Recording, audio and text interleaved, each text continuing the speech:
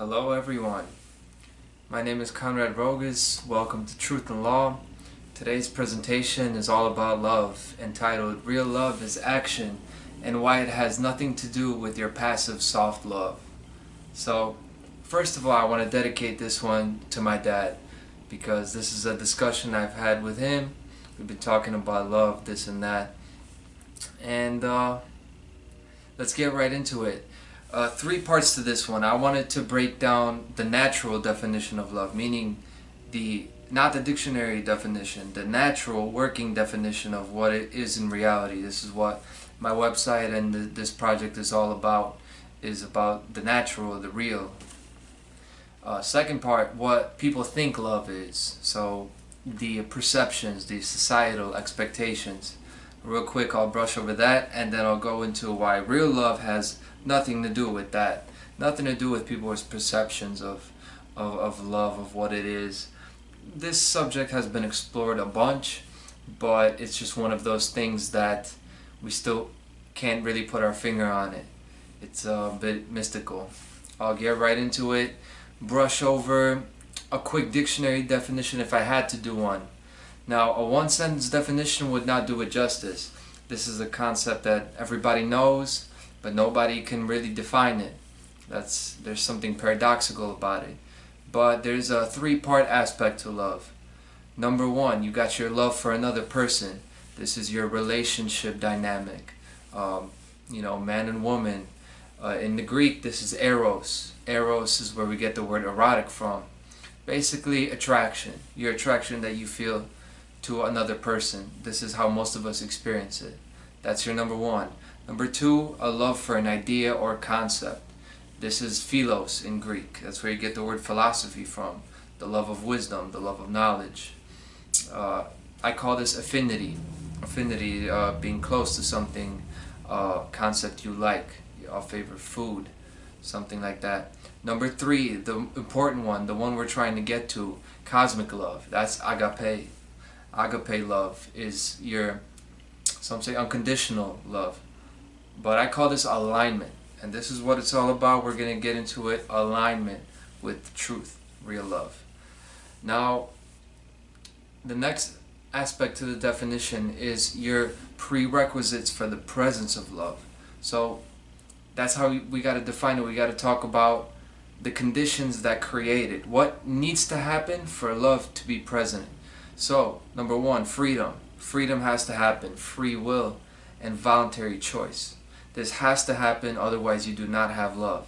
It will be only an imitation of love, a perversion of it. Freedom is your baseline environment as a suitable vehicle for the driver, which is love, the driver of the vehicle. Just a reminder, the most noble act will become evil if done against somebody's will. So this is not an ends justify the means sort of thing. You gotta have your freedom. It has to be in the background for love to even exist. The second condition is care. Betterment, the growth, the development of the other person or the other thing. So care needs to be there in the background, which is wanting the best for the other person. Like I said, definition won't do it justice, so let's compare it. We know about the conditions that create it. Let's compare it to things that we can define, we that are more familiar to us. The closest concepts we have to it are loyalty and sacrifice. These are the closest things we have to love. It's not necessarily passion. The passionate emotions that we associate with love are psychological and biological mechanisms of facilitating the loyalty and the sacrifice, which are behaviors that are spiritual in nature. That's what loyalty and sacrifice is. These are spiritual behaviors, not worldly. Now, what does spiritual mean? People define it differently, define it along the lines of faith. Now, to me, spiritual is the realm of morality and first principles. So these are your rules, your laws. That's what spirituality is. This is your moral codex. That's why it's always associated with the Creator, because this is your relationship with the Creator. That is your indicator of right and wrong. And this is the spiritual beauty that real love seeks to glorify and honor. So to sum it up, loyalty, sacrifice. These are not feelings, they're actions, behaviors of duty and obligation. That's love. Love is behavior, not thoughts, not emotions, but actions. And another very important thing about it is the origin of it. Now, love does not originate from human beings. We did not invent this concept. This is present in nature. That's why I say the natural definition. The reason love is only present throughout the human species, meaning we don't see it in the animal kingdom. This is exclusive to us humans. But that's because of our advanced brain with the capacity for abstract thought. But love is not a product of our brain. It is simply our mind's interpretation of the beauty of creation. Not a product of our mind. Our mind is merely the suitable tool for love's detection and reflection. Just like the moon, it's only a rock, but yet it shines. Why? Why does the moon shine? Because it reflects the light of the sun. And just the same, our mind reflects the Creator's light of truth and justice. And I do say the mind and not the heart, because our heart is not any more advanced than any other species on the planet. It's our mind that's more advanced. So that's why we feel love, but we associate it with the heart, because our heart beats fast when we see somebody we love. We feel that passion, and we mistakenly think that the heart is the origin of that, but it's not. When we think that, we're only looking at the moon, and the moon is radiant, it's beautiful, but the moon is not the origin of that light. The real origin, the driver of that, is the sun. It is the unseen burning sun on the other side of the earth that is creating what our eyes see. So, it is natural law, free will, truth itself, that makes our hearts beat with passion. So we've gotten through that real quick. Let me talk about what people think love is. First of all, the strong emotion, the passion, like I said. The Romeo and Juliet, the feeling that will make you put your head through a wall for somebody. That it is only a strong emotion. This is not true. It is not just that strong emotion. What else? Oh, that the feeling of love is sufficient as an indicator of decision making. Meaning, what do you hear? The cliche, listen to your heart? Well, you can't just listen to your heart. The feeling of love is not sufficient. This is why spirituality is important, which is your moral indicator, your moral compass. Oh, my favorite, that love is always pacifist, meaning it's never harsh. Love will never be cold. It'll never be negative. And the last but not least, that you can love an immoral person. This is the one I have a big problem with, and most people believe this, and that's why they say love is blind. Is love blind? Can you love somebody immoral? Is that what it really is? I disagree. Number 3, this is what I wanted to get to. Why real love has nothing to do with those things. And why those things have nothing to do with love in reality is because the expression of love changes based on the circumstances. What do I mean by circumstances? Like a universal expression of love is a mother taking care of her child, breastfeeding her child, nurturing. That does not change based on circumstances. But I wanted to talk about the different circumstances, and when I start this, for my dad, I'll start talking about Jesus Christ, because this is not a universal but a near universal expression of love in Western society. So let's talk about Jesus Christ and his life. This is your predominant expression of love in Western culture, the life of Jesus Christ. I am the life, the way. Now, how did he do this? How was he the embodiment of love? He did this by teaching morality, right? Healing the sick, caring for those who were pushed away by society. Remember, he was with complete outcasts, thieves, people who were completely shunned away. He hung out with criminals, but he exercised wisdom, patience, and restraint. He was never tempted. The devil never got him like he got everybody else. What did he do when the time came? Now, I know I'm not doing Jesus justice by only dedicating this much time to him, but let's get to the nitty-gritty. When the time came, what did he do? He sacrificed his life for his Father and the people. So this was his final expression of love. This was it, the main climax. He died on the cross. But in other words, he was tortured and executed by government for speaking the truth. And this is what Christians forget. They forget that Jesus was a revolutionary, right? This was a man of action. Now, I'm getting on the Christians. Personally, I agree. I think that Jesus is the embodiment of love, right? His life was a labor of love. I totally, wholeheartedly connect and agree with that, and I glorify that ultimate act of sacrifice on the cross. But this is why the people who call themselves Christians should walk in his footsteps. I try to, that's why I don't go to church. Because if Jesus was alive today, he would call the church out on their hypocrisy. And he did do this in Revelations chapters 2 and 3. Of course he got on them. Why was he killed? Because he was against the establishment of the day. He called them out. He told them the truth. So why wouldn't I do the same thing? Jesus wasn't about small talk and fake smiles while slavery and suffering went on. He was a man of action.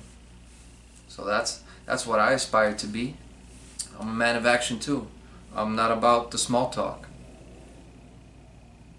Another circumstance. How about this? The love of a mother can lift up buses and wrestle bears. We've heard about this. This is, I think it's called sympathetic. It was basically superhuman strength of a mother who's trying to save her child. She is able to do these feats of strength that should not be possible for her. So that's a love for sure. But what's another circumstance where a mother shows love to her child? What about if her child grows up to be a drug addict, right? So what is love then? Is it helping her child navigate his way through life but not getting clean? Or does it change? The expression of love changes. So a loving mother is supposed to say, you can't live with me anymore if you don't want to get clean. Now that's nurturing love turning into tough love real quick. It becomes ice cold, seemingly cruel and indifferent. But this is the same love nonetheless. The same mother who would give her life, who through her womb opened the doorway to life for her child, life on earth, now closes the door in your face. And it takes a truly strong woman for that. And most don't have what it takes. They can bear the pain of childbirth, but they can't bear the pain of cutting their baby off. But sometimes that's the sacrifice necessary. That's the cross for them. That is the sacrifice on the cross for a mother. Because that's not only what the child needs, that's what the world needs. If her child has become somebody who's destroying himself and destroying their family, that's a sacrifice that is required, right? What about the love of a father? A father works hard to give his child a better life, with better opportunities that he had. He teaches his child how to navigate through life, and he warns him of the consequences that follow his decisions. This is the fatherly instruction. But how about if his child grows up to be a thief, or a gang member terrorizing the neighborhood, or a member of a gang called the police, or a member of a gang called the military, who are, basically hitmen for their bosses, or the gang called the police who terrorize people by demanding payment for arbitrary infractions, ticket writers. What would he say then? In those circumstances, a loving father should say, if you refuse to quit your immoral way of life, I want nothing to do with you.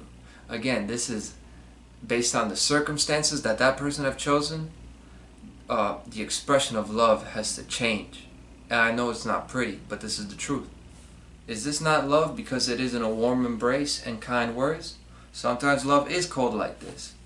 It is telling somebody you care about what they dread hearing the most. You know, what scares them to death. Putting a mirror in front of their face and saying, look at yourself. Look at what you have become. Can we really practice that love? Because that takes strength. Too many of these lukewarm ideas of what love is are just dressed up, glorified selfishness, control, and possessiveness. Do you really love what you say you love? Or do you love only in relation to yourself? So, relative love, meaning, yeah, you love this, you would give the world for it, but it's only because of the way it makes you feel. Now, everybody talks about conditional love versus unconditional love, but what about relative versus absolute love? Like, I'm a moral absolutist. I'm not a moral relativist. That means I don't decide what right and wrong is. I know what right and wrong is. And I'm the same with love. It's not about how I feel about you. I love everybody on earth because I believe they deserve equal respect regardless of how I feel about them personally. So how about we start talking about absolutism when it comes to love? Now, universal love is universal. We should keep our word. We should never steal the property of others. We should strive for the improvement of the health and well-being of everyone. Sure. However, in the current circumstances, what is the expression of love that is required? You know, going back to, is this time for a warm embrace and a hug? Or is it time to close the door in somebody's face? Well, first, let's talk about what are the current circumstances. 71% of the world lives on less than $10 a day. When we have the resources and technology to solve this, about 40% of our income is taken in taxes in the United States. If you're from different parts of the world, it's probably more. Going to a government that promises one thing and does another. Violence, injustice, and sickness increase no matter how much freedom we exchange for security. So then, is it time for breastfeeding or for tough love? Well, it's time to kill the sadistic psychopath that we have created. It is time to cut off the parasite before it kills its host, thus killing itself, right? Government by nature is a constrictor of freedom, and therefore it is an opponent of love, mortal enemy of love. That's the reality. All of the world's creatures and forces are governed by law, natural law. Yet, human beings alone, no other species, human beings alone, insist on uprooting natural law and replacing it with the laws of men. Right? Men acting as arbitrators of truth. As far as philosophy and morality is concerned, are experiments in the divine right of kings, and authority rested in one or in a single few. These are experiments.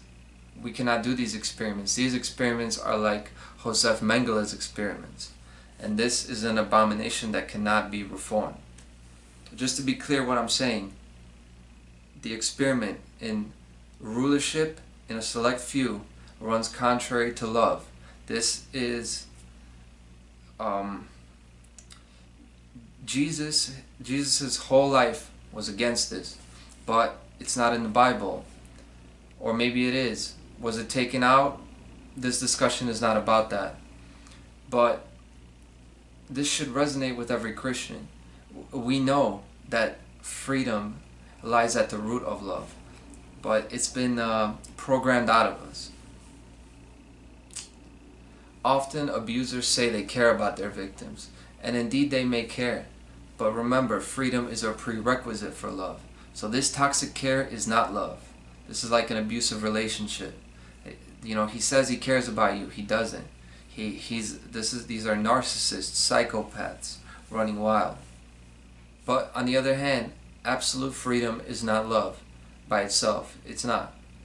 So what do I mean by that? A child who is given the freedom to do whatever he wants, if he's given the freedom to touch a burning hot stove, that's not love just because he has the freedom. But the institutions of the world place us in hard labor, Pavlovian programming, and multi-layered mind control, all under the false pretext of care. Well, I would rather we touch the boiling pot, because we may then carry those scars into adulthood and have a chance to raise our children to be better. But if not, we will remain children forever, never getting a chance to experience true love. In times of freedom and peace, love is building a family, self-expression, the things that we want it to be. But in times of slavery, love is armed rebellion. Thank you very much for listening. Hope I didn't get under anybody's skin too much, but sometimes that's what love is. So, love me or hate me, I love you.